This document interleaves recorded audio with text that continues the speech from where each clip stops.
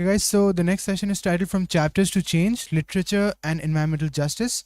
Our moderator for the session is Framji Minwalla.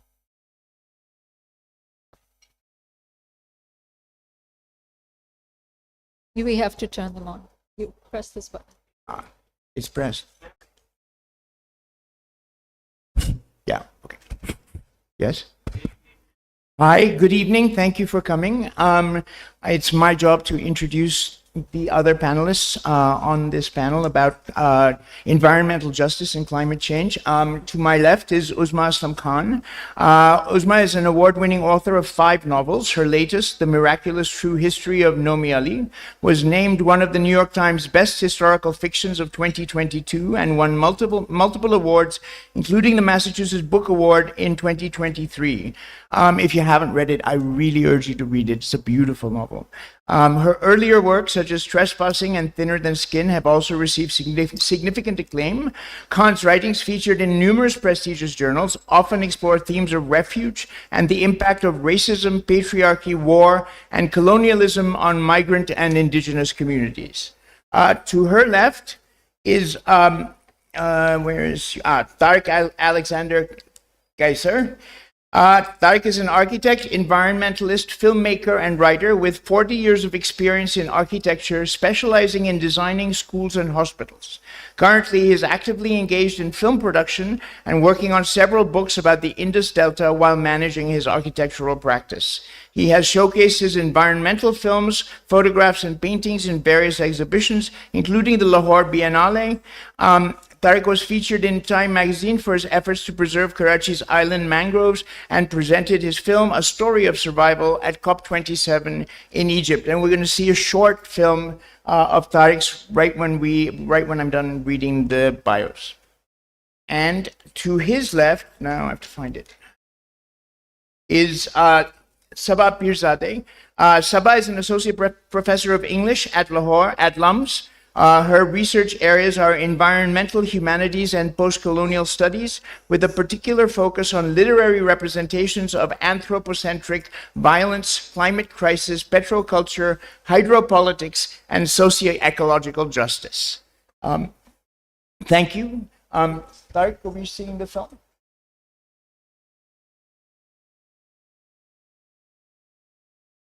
Can everybody see? Do we need to get out of the way?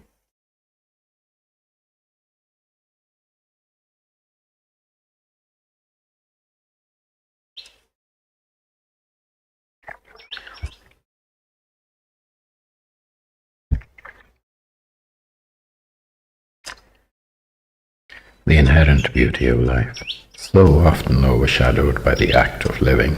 Water, light, nature, looked at, not seen, just existing, just being.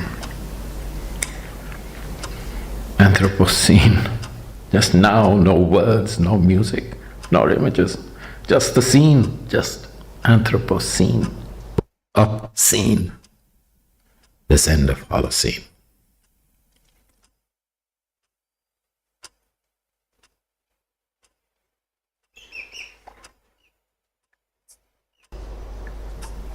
Photographs were shot in 2011 to 2023. Films were shot in 2019 to 2023. What will be shot in 2033? What will not be in 2053? This one is for the record.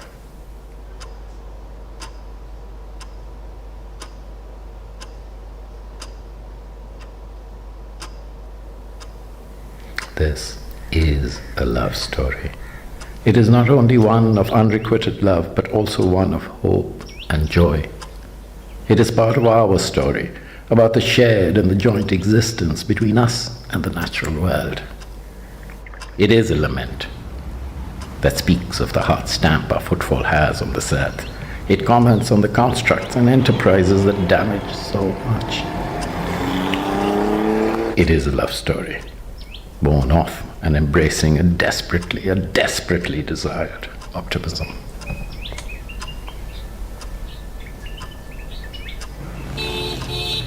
Recording, making, and writing this is difficult. Stories of decay need to be told. They need to be documented and discussed. It is necessary because all is still not lost. We are, however, constantly accelerating negative change in ecosystems that we inhabit, ignore, abuse. I find it very difficult. Stories of decay don't have happy endings. The endings are in silence and in rot. And memories do disappear.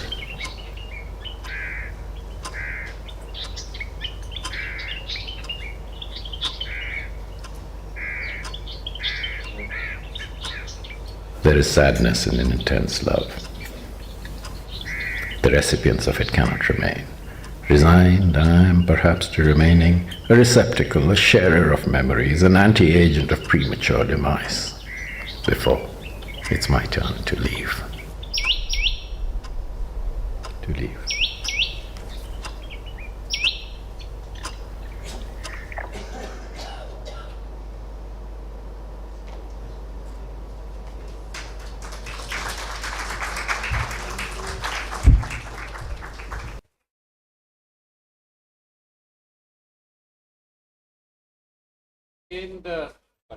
I've been exploring this delta and documenting it, exploring it for 15 years, documenting it for 10, and filming it for the last 6. Anthropocene is so visible there. The end of Holocene is very painful. The campaign has been one of awareness creation and making sure that the message gets transmitted. If that axiom that if a tree falls in a forest, no one hears it, did it fall? If a forest disappears before people know that it existed, did it ever exist? I have attempted to ensure that the documentation and the presence of this forest remains in perpetuity as long as the internet or the AI decides it can be left there. So the verses are from my book, Soliloquies, and it's a book on environmental poetry, and it's a protest and a love story at the same time. So that's. Thank you. So I think anybody who voluntarily came to this panel would be preaching to the converted already. I'm sure that you all already know that violent climate changes are happening across the globe, not just in Pakistan, but in almost every single country has been affected by the warming of our planet and the warming of our environment. The destruction of ecosystems, which is what that is, the ways in which we have abused the land and abused, not just abused, but encroached on areas of land that we should not have encroached on. I think it has become much more, I think one of the issues has been that it wasn't actually prevalent in literature, or there wasn't actually a concerted understanding of climate as it affects the relationships, as it affects environments, as it affects families, as it affects cities, people's journeys across novels, narratives, that it wasn't set, that it is increasingly becoming more central to narrative concerns for fiction writers. And I think part of that has to do with the urgency of it, which some people see and others seem like the President of the United States completely blind to. So one of the interesting things I think is that, and I think that the writers will discuss this, is the way in which they themselves have tried to incorporate issues of climate and issues of global warming into their narratives and into the lives of the characters that they depict. So take it away. Okay. So thank you, Framji, and thank you for the film. I'll start by just sort of, for those of you who don't know me and know my work, just a little bit to say that I enter this conversation as a storyteller. So narrative is my medium. And a storyteller for whom fiction in particular is how I arrive at certain truths. And this has always been true for me, that nature is a primary character in all my books. Not a conscious thing. It's just, since childhood, this was always a sense that was very, very dear to me. I think the physical world has always told the emotional truth. Children are born with a sense, right? I mean, we all know this. We are all born with this sensory perception. Before we have language, before we know how to describe in words what something means to us, we feel it, and we feel it with our sight, our taste, our sound. And so sensory perception is really my way to story. More than intellectual abstract ideas, it is the sensory world that feels alive. And I think that what happens, when we walk through a forest, or look at the ocean, or listen to birdsong, or admire how sunlight falls in somebody's eyes, all of this is activated because of our senses. There's a quote that I love by Oscar Wilde. He says, I'm not young enough to know everything. So I think all children are born with this sense and with this knowledge. And then as we grow older, we shed it for whatever reason, pressures, expectations. We start to shed this sense. Some of us, and I include myself in this, we try to hold on to it. And we turn to art as a way in which we can hold on to it. But the pressure is there to lose it and to grow up.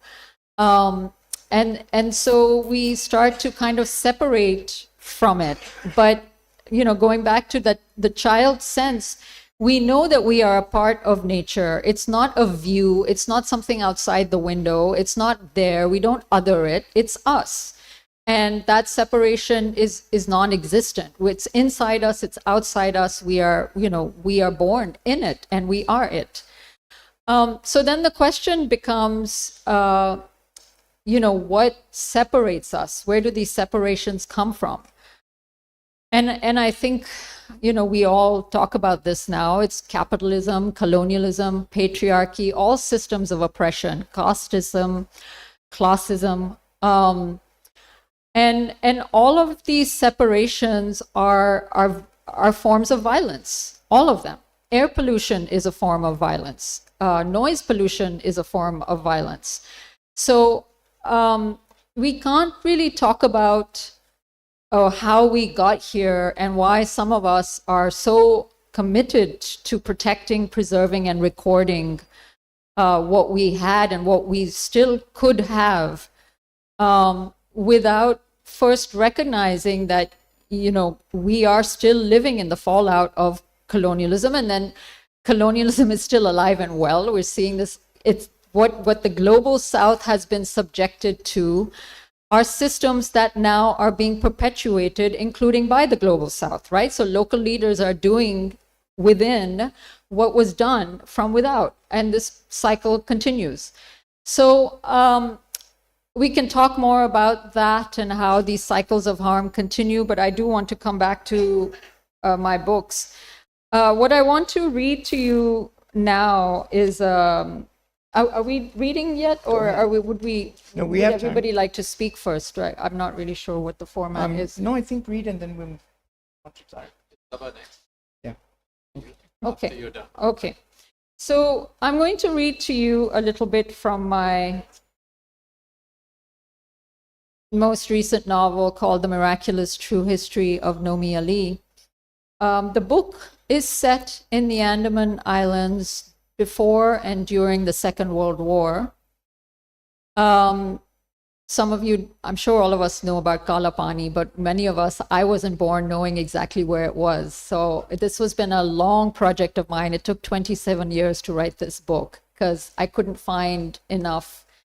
The research was very hard to come by. One of the things in this book that I'm exploring is the impact of these structures on children. So the two main characters in this book are Nomi, and then there's this other character called I. And I is descended from one of the first prisoners to be sent to this prison colony by the British. And then he falls under the control of the Japanese as well during World War II. He's Burmese, And he works for the superintendent of the jail, the British superintendent called Mr. Howard. So already we have a cycle here where we have a descendant of a prisoner who's now working for the very system that oppressed his forefathers. And then Mr. Howard enlists I to do the side business for him, which is looting the nests of swiftlets. Swiftlets create, they build edible nests and they build them in caves, very difficult to access. And the superintendent, of course, doesn't do this dangerous work himself. He gets the child I to descend into the cave and to steal these nests. So there's all kinds of cycles here. So this is from I's perspective. The island was split into sheer, narrow caves that housed the birds and could be reached from a steep, secret trail. As I started the climb, he examined the sky. It was empty of swiftlets, which would make it harder to collect the nests, but collect them he must. It was one of many tasks he did for Mr. Howard, who sold the nests to the Chinese and Malaya who boiled them in soup. I continued climbing. When he reached the top of the trail, the clouds parted and 3 sharp blades of light fell near the mouth of the cave. The sandstone beneath his feet turned pink. The sea far below glistened like a mirror. There was no breeze.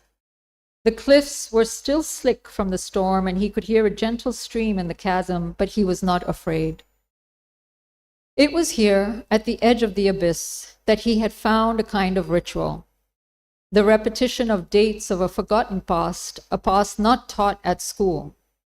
He recited them as a prayer before descending into the cave, perhaps to keep from slipping through time. When his great-grandfather arrived on the island, 1858, when the jail was built, 1906, when his father lost his mind, 1910, when I was born, 1924. He looked around. The face of the island had never been more illuminated. He hurled himself into the abyss. His feet could see more intimately than his eyes, tracing an incline that could support his weight. Every ridge was a rib that had to be memorized, for not all would hold him, and he grew bigger each day. Lower now to a rock that swooped like the hip of his neighbor, Thidi. If his right foot tipped outward just so, he could rest long enough to feel with his left foot for the other hip, the one like a boy's. There.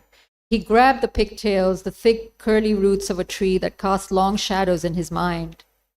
The stream was closer. Birds fidgeted. The stench of guano fouled the air. He leapt, quickly from one slick rock to the next. If he paused, fear would engulf him. He could not afford to pause. It was too dark to see even his nose, and the air was cold here. The air, it was the father wind. Now his hands. They could unmap the grooves of time. Along this ledge and that, they had always guided him. The birds began to circle him now. 1 click, 2 click, high-pitched call. When disturbed, the Andamanese had warned him the swiftlets would speak the voice of demons. The walls started to swirl. He tried to focus. Once the eggs hatched, the nests were sullied. They had to be harvested today. Only the ones made by white nest swiftlets. Those of black nest swiftlets had the wrong shape and color and fetched a poor price. I could not see white from black in the cave, but it was a chance he had to take. His free hand skittered along each ledge, and a few nests tumbled without a sound down to the bottom of the world. The birds were pulling his flesh between their beaks. He kept his eyes shut. They could not take his eyes.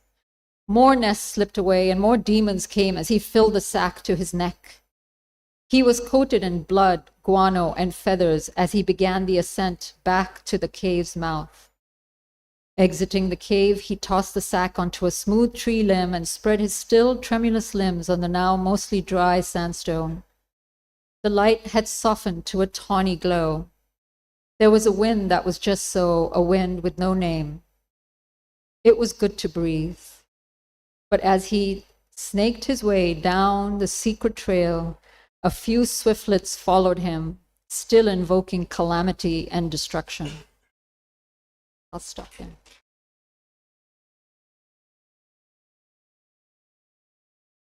Want to? Uzma? Did you want to elaborate on?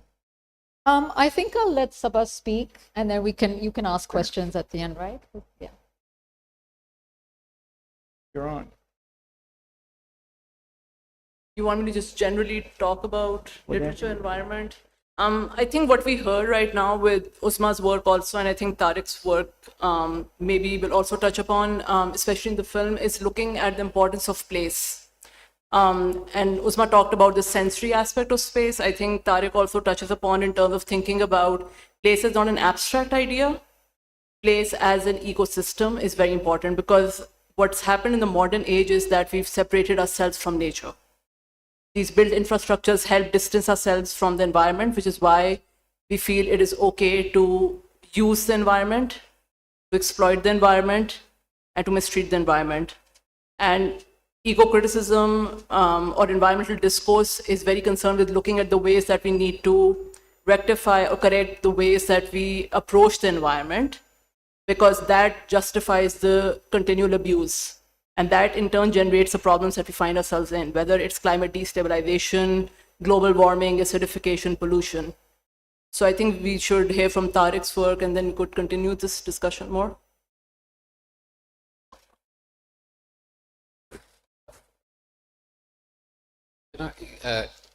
When the title of the panel was sent, and such a wonderful, wide subject, but it's a new subject. The early examples of it was in Byron's Darkness. That's a very powerful poem. I'd read it. That's 1816. Fabulous piece of work. When the eruption of a volcano shut out the sun coming down, and how humanity reacts to it. It wasn't climate change, but it was the climate effect and the effect of humans. So the downstream result of climate catastrophe is gauged by us as humans, because we write about it, we think about it, and we are self-centered enough to not worry about the worm in the ground, but us worms on top of it. Then there were these incredible works that weren't climate-centric, but even Hemingway's work in the snows of Kilimanjaro, when he talks about the snowfield on the top of Kilimanjaro, that's become a reference point now for climate change. Okay, at that time it was like this. Today it's like this. So the early references to climate change that I came across as a child was reading Asimov's work. 1954, his Foundation series. I don't know, I'm sure many of you have read it. The third book referenced Gaia when they were looking for the Earth. So they didn't use the word Gaia there, but they were looking for Earth as a reference. The fourth book, 1982, was about Gaia, this self-conscious Earth and planet. And it was fairly into the climate change work, because in the 50s, the scientists had already started identifying changes in the climate that would impact humanity, which was ignored. They were sidelined. But in literature, the references were there, and I read the 84 book when I was 82 book when I was about 20 on one holiday. I found it in a shelf in my house, and it was these human beings in the Maldives who were living this life and having a debate whether they wanted to choose the self-conscious planet that determined the future of humanity. So the references to AI and the uber control of technology, but a sentient Earth. So this is in literature, and Then the essay of Asimov, I forget, I think in the 60s, he wrote The Last Question. That's a fabulous, fabulous piece of writing. And it discusses the future of humanity into millennia. And it's a 1 hour read, but it's a seminal piece of writing from the 60s, I think. It wasn't in the 70s, about what not a self-sentient Earth, but a sentient universe is about. It's a must-read. But these are all pieces of literature that deal with the existential angst that human beings have and need to have. It's not a new genre. It's been there, and even in the second of the Foundation series in the 50s, he writes about a planet which was uninhabitable, but it could grow wheat or some food. You remember that, Christine? And there were hermetophytes who lived underground, and they were communicating. This is in the 50s. Huh? They were communicating through a TV screen. And they would only get together when they had to, the odd time they had to socialize, but they procreate on their own and have these huge Iowa-sized fields where they were growing things. So it's been around. We have just not been looking at it from this way. So on this subject, I think. Well, one of the things that I think it's important to understand is that human beings have had a very complicated relationship to nature historically. That in the medieval period, in the Renaissance, nature was something adversarial. It was something to be conquered. It was a scary place. It wasn't somewhere you wanted to be. You didn't want to be in a forest. You didn't want to be out in the middle of nowhere, because that's where you could die, essentially. And you can see this in the literature, actually. So if you just look at Shakespeare's plays, for example, when they go into the Forest of Arden, when they are out of their civilized environments, when they're not in the cities, they are in danger, and they're not only in sort of mortal danger, they're in sexual danger. I mean, they're in danger of being corrupted, and that doesn't really change until the 19th century, till the early part of till the Romantic poets begin to explore the natural world and to examine or to live symbiotically inside nature, as opposed to in some kind of contestation with nature. But at the same time, the 19th century Victorian civilizing mission, which manifests as colonialism in many ways, works against that. So, you go into these savage places and you civilize them. And how do you civilize them? Well, you trim the bushes and you trim the lawn and you create a beautiful English garden. And if it's manicured well, that's what civilization, that's nature, right? That's the good part of nature, not the scary part of nature. And I think that that civilizing mission has become more of a conquering mission, or it became a conquering mission over the course of the 19th and then the 20th century. And that's where we are now. We have attempted to conquer nature, and nature has yelled back in some ways, not just yelled back, but erupted. So I'd just like to add a couple of things. When we speak of literature and environmental justice, I think for a lot of writers, before we can talk about justice, we talk about an environmental ethic. And the ethic comes from that sensibility that we were talking about first, which is a sensibility that existed before the conquest of nature, before colonialism, before the othering of nature, the pushing it back. The consideration of it as something to be tamed. And I want to say that with that taming, that Western-centric taming aesthetic, there were a whole lot of people that were also then to be tamed. So racism and environmental justice go together. patriarchy and environmental justice go together. Control of women and control of the land have always gone hand in hand, always. Similarly, control of, the differently abled, control of the poor. There are always communities, human communities, that are being pushed to the edges along with nature, because those marginalized people are considered, natural in a negative way. But a lot of times, and I just want to come back to, where my stories come from, I feel that the struggle is to preserve that natural environment and preserve the sensibility of those who've also been pushed to the edge, the human people who've been pushed to the edges, who have actually maintained those connections.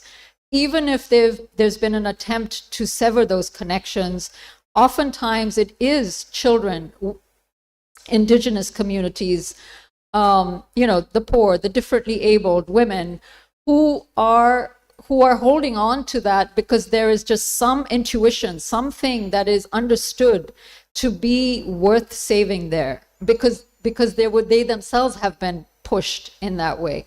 So I think for me, when I speak of literature and story and storytelling, I'm not thinking of the center. I'm not thinking of the people who have done the damage as much, or rather I am thinking of that, of course, but I am also thinking of people who have been invisibilized by that. And those stories are worth saving, and those stories are worth telling. And I think for me, I can give a couple of quick examples. For instance, there's this book that I adore by Eduardo Galeano. It's called Memory of Fire. It's a trilogy, and the first book is called Genesis. He's from Uruguay, he's passed now. And the first book starts with creation stories. It's, how did the wind come here? How did the sunlight come here? How did the insects come? What are the birds? Who created the birds? These are lovely, lovely little stories about how the world came to be. And they're joyous, they're funny, they're told in little sonnets, very small, short pieces. And these are indigenous folk tales, right? These are the oral tales that we learn growing up, and in this particular context in South America. And then arrive the Europeans to control nature, and with that, the trees start disappearing, the rivers start disappearing, the birds leave, the insects die out. And also the language disappears. Women are exploited, women are raped, women are killed and imprisoned. So all of this is going hand in hand. The control of the most vulnerable communities, as well as the control of nature. So that's one book I highly, highly recommend. Another book closer to our moment is called Animals, People by Indra Sinha. Don't know if you've read this. This is based on an actual event, which was the Bhopal, 1984 Bhopal pesticide, disaster, where that chemical factory exploded. And as we know, the factory was owned by the United States. So again, this cycle of, what is it for? It's for profit, it's for greed, and who's paying the price? Who's paying the price? It's the most vulnerable communities. In this case, it is the poor, and it is this boy called Animal, which the book is told from his perspective. Animal is called Animal because he's born with a spinal he's born with a spinal injury that causes him to walk on all fours. And he actually narrates his story to a journalist. So the whole book is first person, very direct. Animal is speaking to us, the reader, directly. It's a very crude book. His language is very funny. It's very personal and personable.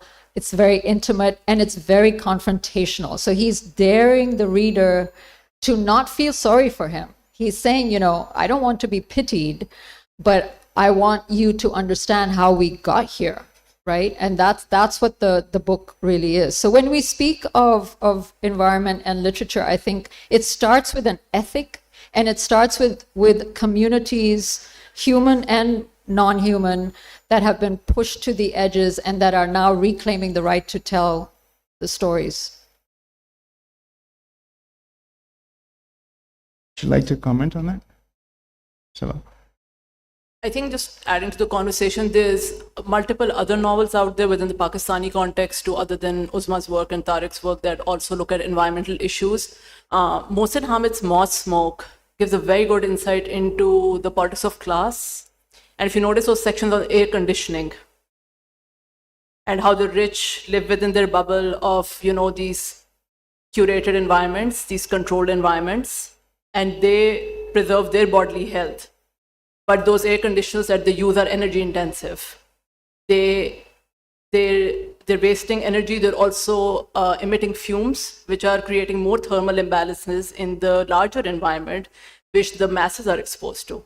So you see how the underprivileged, or those who cannot afford an AC, their lives become more precarious because of the environmental fallout of the use of, air conditioning technology by the rich. So it's a very incisive insight into looking at the costs of neoliberal growth and what is the ecological fallout of that. And then we're living in, these heat domes right now.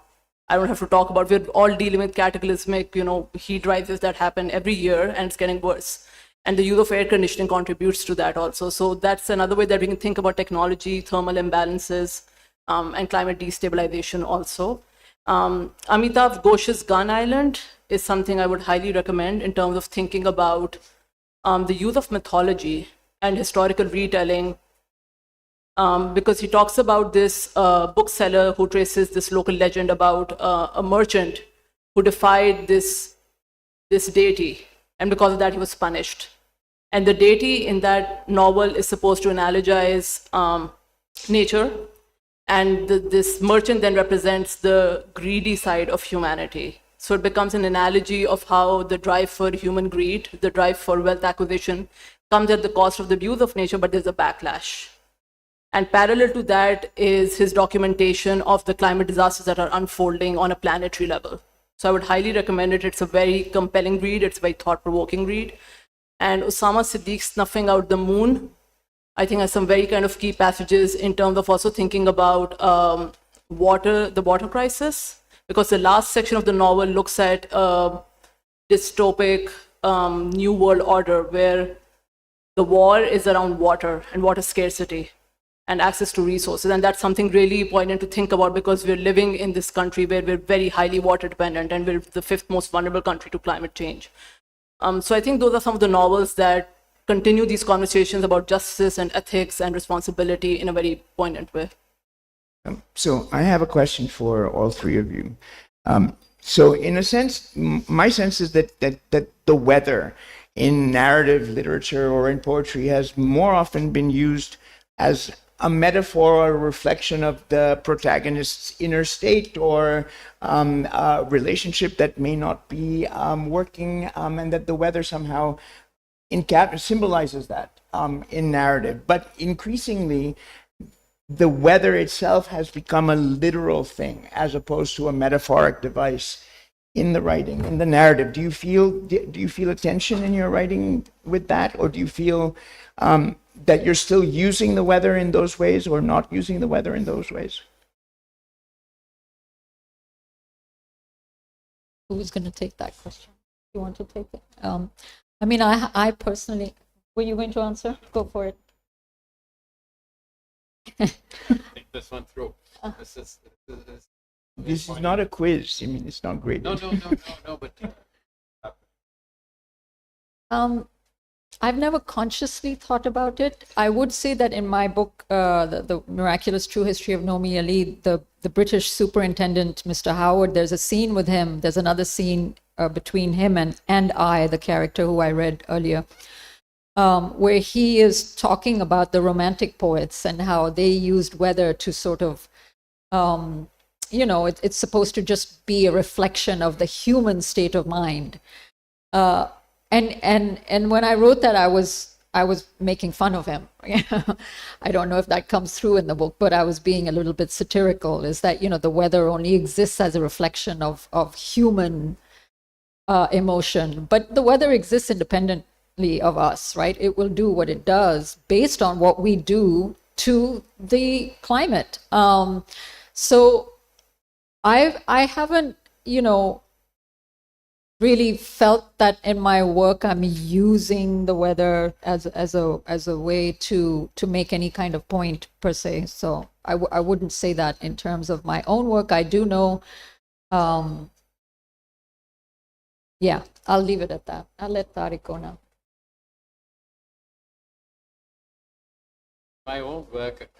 In my own work, I haven't specifically addressed weather, but when I have searched for music for my films, in our traditional classical rags, there was a performance by Nasiruddin Sami Saba where I think it was a khayal, but the expression of a storm reaching the shores, and in the Kawal's voices, the boom, boom.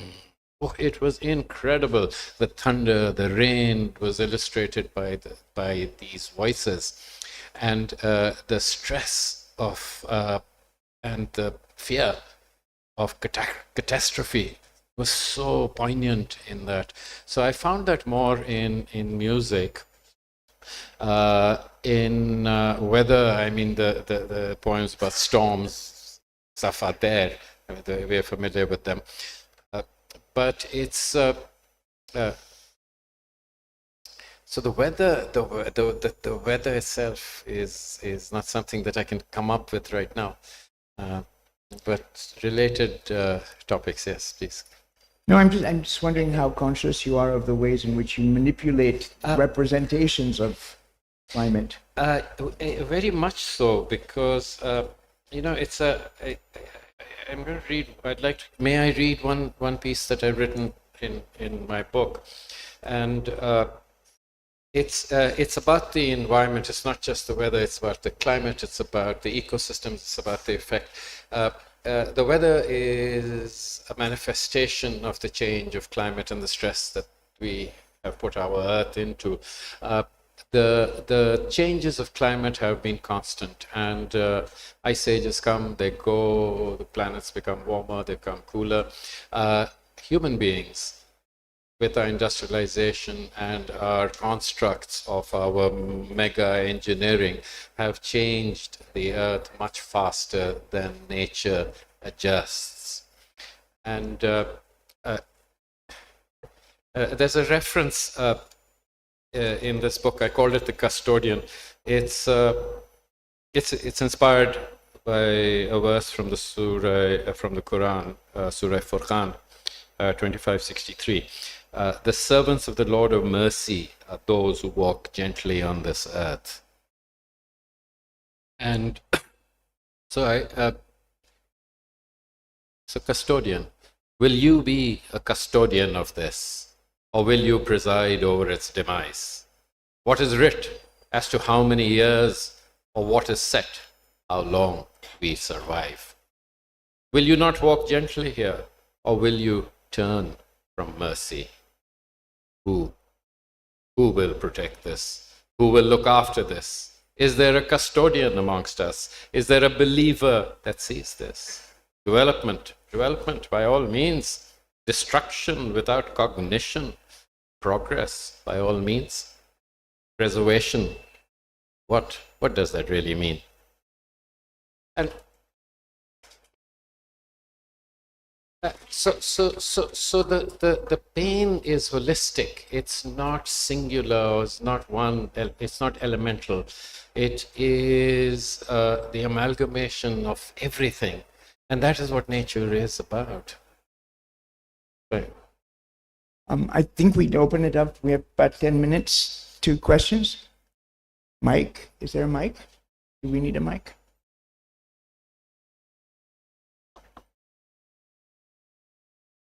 And then Hello.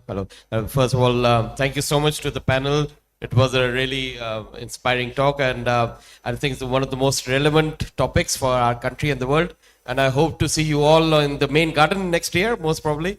So we hope that this topic gets more light of the day. So my question is, obviously, as you suggested, very good authors and books, and authors like Richard Powers, Amitabh Ghosh, they are making this topic very relevant around the world and India. So how do we make the topic of environment vis-a-vis fiction, vis-a-vis connecting with stories to the Pakistani young generation? What formats do we use? What movements do we do to make this topic, which is there in the headlines of our news, in the imagination of our youth? Thank you. Okay, cool. And then I'll... Just very, very briefly, use the skills you've been given. If you can write, write. If you can write prose, you write your prose. If you want to write poetry, you write poetry. If you want to paint, you paint. But use the skills you have, communicate it. If you're a doctor, you do that surgery with that gift that you have that changes the world. There's an artist, a surgical artist sitting in front of me. So you use those skills. That is how you change the world. That is how you change the perceptions, the people, how they think and how they feel. Because if they feel and they know that they can communicate that feeling, they will. And they will only be able to do it with the skills they have. I would also say that we're talking about place and space, but we also have to see it, right? We have to see it. I think a lot of Pakistanis have not fully appreciated the beauty in Pakistan. And we don't encourage our children to see it, especially daughters. I mean, I was talking about the importance of, we're all born with this sense and the importance in keeping it alive. But how do we keep it alive when we just stay inside and we're just afraid of letting, the kids run free? So take them around, show them the geography of Pakistan, tell them the history of Pakistan, take them to the beach is not just a place to throw trash in. It's a place where to sit and meditate and look at the birds and to appreciate the different kinds of birds there. It's a place to smell the salt. It's a place to smell the sewage and say, where did this come from and why is it being thrown in the water? I mean, there's just day-to-day little ethics like that I think it starts there. It starts from daily appreciation and a daily changing of our habits so that appreciating the geography and the beauty becomes a living habit. And from that living habit will come the language, whether it's prose or poetry or whether it's visual arts or whether it's music. But first, the sense has to be kept alive. I'll give you a very quick example. I was thinking of this example a lot when I was I had actually proposed this panel because it's a subject so I get very emotional about. When I lived in Lahore, so I'm not currently living there, but where I lived there, I lived next to an empty plot. And very quickly, that empty plot became a place in which to throw trash. And then very quickly, it became a place in which to burn the trash. And I am asthmatic. My asthma was very bad when I lived in Lahore. I also get eczema, which a lot of asthma and eczema go together, and my eyes would burn. It would be extremely uncomfortable. So this daily habit, what are we doing with our trash? How are we disposing of it? Who are we considering disposable? So what used to happen was that I noticed that an ayah was dropping that plastic bag in the empty plot, and then sometimes, instead of picking it up, the dumpster would come, the truck would come, and they would just burn it. As we all know, this happens. So one day I followed her and I said, please don't do this. And she said, Saab kehte hain. So I said, okay. Then the next day I saw her child bringing it. Again, patterns, these are cycles, right? The Saab tells the ayah tells the child. So now the child is getting into this habit. And I talked to the child and I said, beta yahan nahi. And Ammi ne kaha. So these are just cycles. And so then I followed them home one day and I spoke to the man and I said, can you please stop telling this poor child to drop the trash here? And he got very offended. Turned out it wasn't even him, it was some cousin or something. And then the next day, 3 men came to my house in a car to basically said, aap kaun hain? Hum jahan marzi phekenge, you know? So you asked, how do we do this, right? It starts in our daily habits, in our daily life, in the way we interact with people, in the way that we think that only, you know, our family's comfort matters, but the neighbor's comfort doesn't matter. It starts with not making the issue about pride and honor and ego, but about, you know, the right to breathe fresher air. Because air pollution is a form of violence, and what was happening next to me was violence.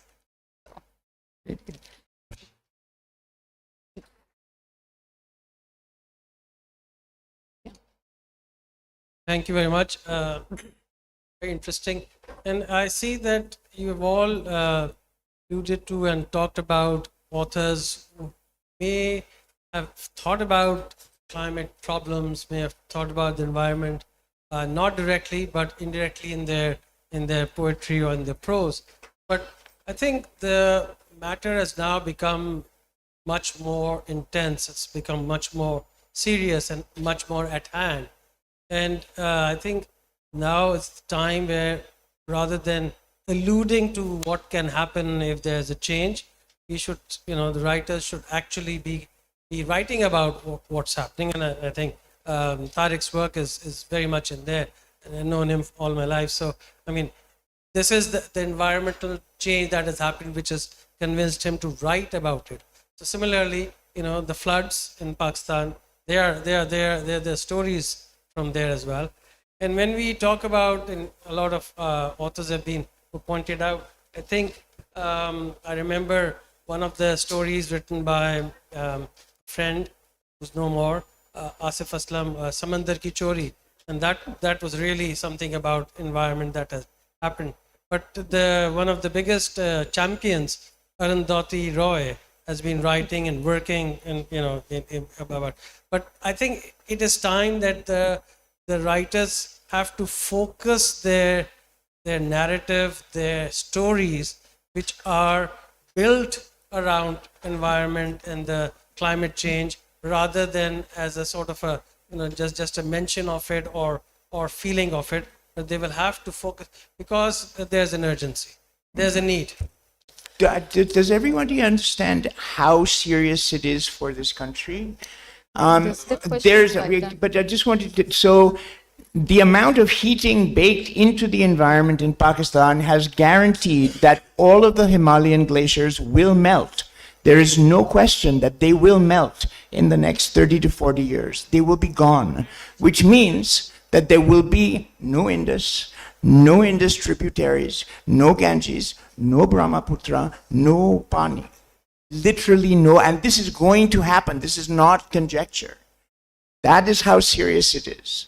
And it boggles my mind that people walk around this country and think, you know, about the future without ever figuring this into their context. And this is going to happen. I don't know how these governments are going to deal with it. Hello, thank you so much. It was lovely hearing all of you speak. So let me just quickly introduce myself. My name is Zeest. I graduated from LUMS and I am a writer.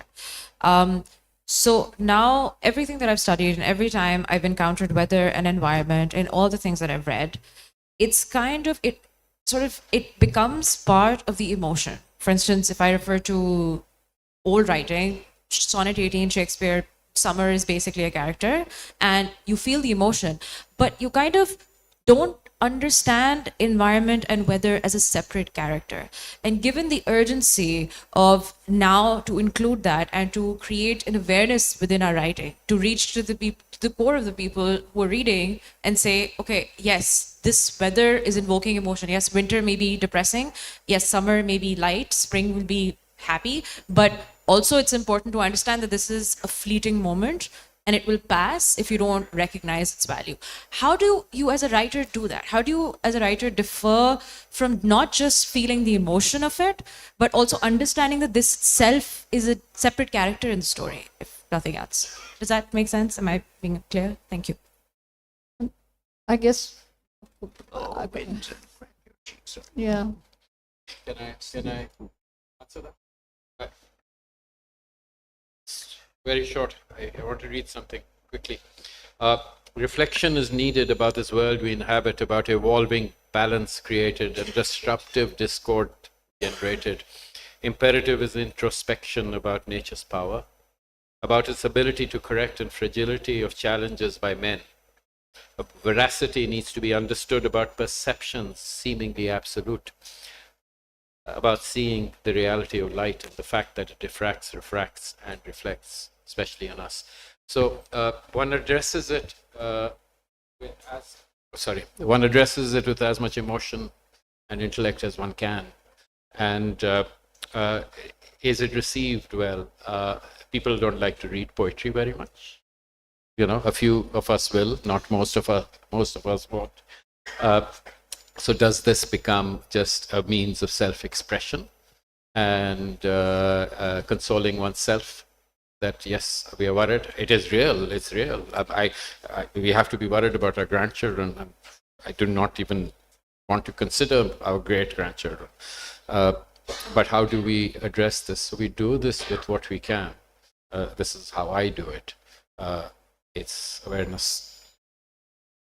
I mean, I'll just very quickly say, because I know there were a couple of other hands, is that, you know, it's what I started off by saying. For me, it's not a separate thing. It's not, nature isn't over there. It's, if I'm going to write, I write about, you know, everything that matters to me. So, which is all nature. I mean, it's nature. So I can't, there is no language with which to say how to write about something that is not separate from you, because it's not separate from you. This book, The Geometry of God, so I wrote this book very quickly several years ago. It's an older one of mine. It's about the discovery of the first fossil, the first whale fossil, which was called Pakicetus. It was found in the Salt Range Mountains. I fictionalized this discovery. It wasn't discovered by a woman. It was discovered by a man, a group of paleontologists who were Pakistani and American. And in my book, I made a little child, Amal, she's 6 years old. She accidentally discovers it. So that's where the book begins. It begins with her being taken into the Salt Range Mountains by her grandfather, by her Nana. And they're looking at rocks and they're picking them up. And he's describing to her, you know, what fossils are. And so there's this whole world of knowledge and connection that builds. And that's where the story is going to come from. So the language is not the you know, how this child grows up. I was going to read, but there's no time, so I'm not going to read you that section. But I'll just very quickly say that Amal is not allowed by her family to go into the mountains and actually make these discoveries as she grows older, because she's a woman. She then starts to stay indoors, and she works in a lab where she cleans the fossils and she does the documenting of the fossils, which is obviously very important work, but it's more invisible work than the people going out into the field and making the big discoveries. So toward the end of a book, of this book, she actually does go, and she gets to touch, and there's this line where she says at the end, these chocolate sunset shades of mudstone and siltstone taught me that beauty in the abstract will never be enough for me. I have to taste. So there's just this need to touch for yourself, to taste for yourself, to look for yourself. And with that, then the language will reflect that there is no separation for you. Hello. I think we have a question. I have a question and a comment. It's wonderful listening to you guys. These words, very inspiring. However, the comment, I remember there used to be a little plaque in my grandfather's room which said, to every action, there's an equal and opposite reaction, and below that it is the law of God. Now I would say this is Newton's third law of motion, but he says this is what humanity is all about. How you walk this earth determines the footprint that you're going to leave. Now, we all talk a lot, but how much are we ourselves doing? It's impacting us all. You know, we go to a shop and I refuse to take a plastic bag, and the guy says, "Shopper chahiye." मैं उससे कहता हूँ, "Shopper तो मैं खुद हूँ. मुझे तुम shopper क्या दोगे?" The thing is, each one of us is contributing to the waste. It's contributing to the erosion of the environment. And we need to ourselves see कि हमारा अपना footprint क्या है. हम लोग मतलब रोड पे कराची की ट्रैफिक देख लें अगर आप, तो the way we are, nobody goes in a straight line. They're all, you know, we're zigzagging. Everyone, I mean, all of us, it's become a character. And we waste fuel in that. I think so much fuel can be conserved or saved if we all go in a straight line. Time can be also saved. So there's one thing that every single person in this room can do that will help the environment as opposed to destroy it. Stop eating meat. Stop it. No, I'm serious. 30% of methane emissions globally come from cattle and sheep. 30%. That's a huge number. Stop eating meat. It's really simple. The biomass of cattle is more than the biomass of all other mammals. Yeah, mean, you have- farming is the greatest polluter. Yeah. So. Yeah.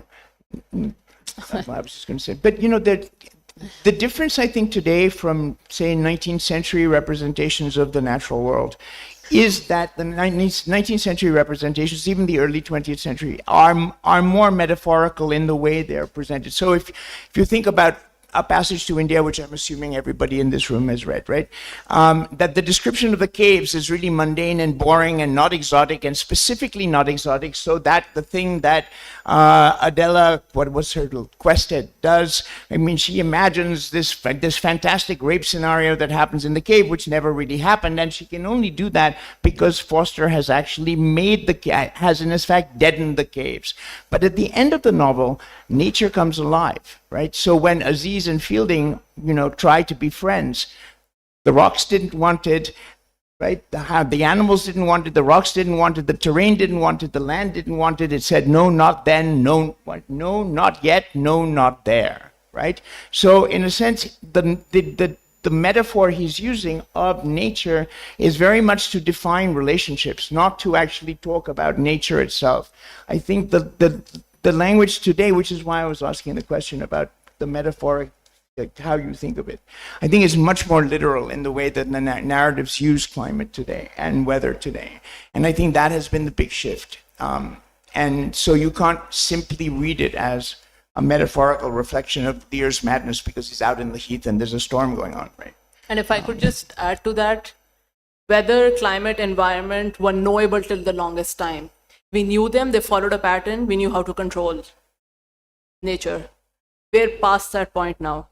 We're living in the age of what Amitav Ghosh calls the uncanny climate change. 1 minute it's hot, then it starts snowing. Look at America right now. There's LA wildfires, there's extreme blizzards happening, there's rain happening. The weather no longer follows the rules that we have set out or the ways that we understand it.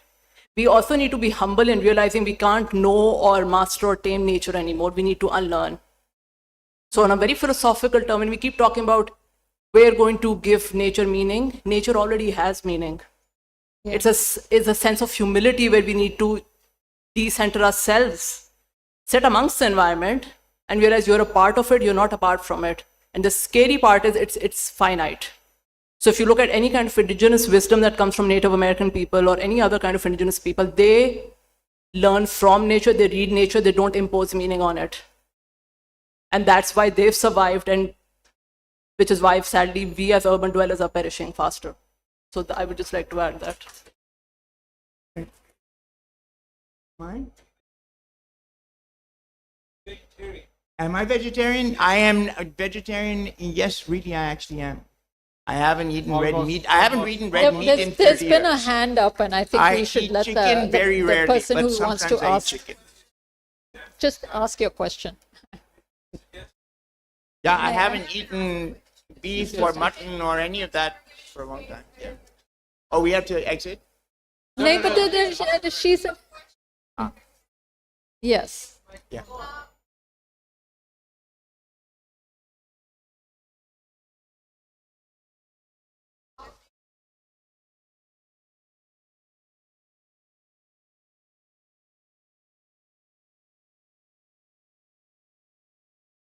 nature a lot.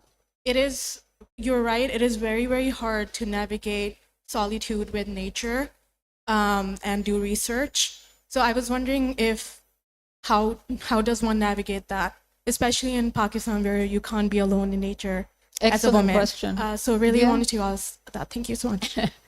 I mean, that's very much what Geometry of God is about. It is, like I said, it's about this girl who finds this fossil and then she grows up to become Pakistan's first woman paleontologist. But her sister is unwell, and then it becomes her responsibility to look after the sister instead of developing her passion for land and for science. So when I was doing research for this book, first of all, the discovery of that first whale fossil in Pakistan was made, like I said, by a man who was from the United States. So I contacted him, and he very kindly and generously sent me all his research. It wasn't published yet, and he just shared it. So I studied that. Then I also went to the Natural History Museum in Islamabad. I think it was Islamabad or Pindi, and I spoke to the first woman paleontologist in Pakistan. We have a woman paleontologist, and I interviewed her. And so this character ended up being a little bit inspired by her. And her stories of how she eventually got permission to go out into these hills and camp and pitch her tent and do all these discoveries with the men. She was the only woman. But it takes a lot of perseverance, and there's a lot of discouragement because you're constantly having to push against family and other pressures to say that, the same excuse of security issues, which governments use to barricade land and keep people outside and control bodies, is used, within families and homes as well. Security issue, don't go out. So you just have to keep pushing, and the research is there, but I think for some people it just takes longer to acquire if you don't have connections and if you're just doing it yourself. But don't give up. Thank you all so much for attending this session. Thank you very much to for our dear coming. Thank you, panelists for panelists. conducting this session.